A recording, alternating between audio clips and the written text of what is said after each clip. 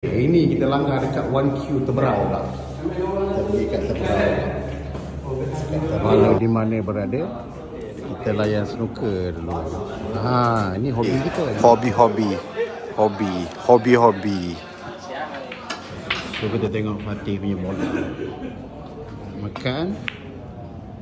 Baik.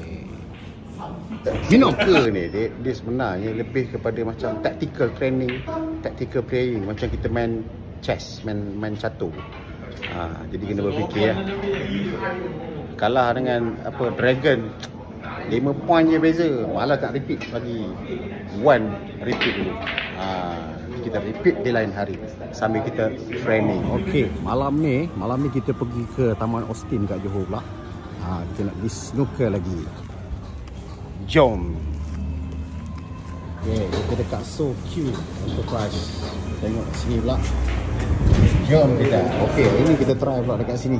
Table pun cantik ni. Kita try dekat sini pula. Okey, kita dekat So Q, dekat Taman Austin. Ini kita try kat sini pula.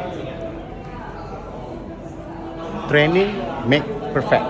Tak pandai tak apa. Yang penting rajin training walaupun di mana saja. Baik.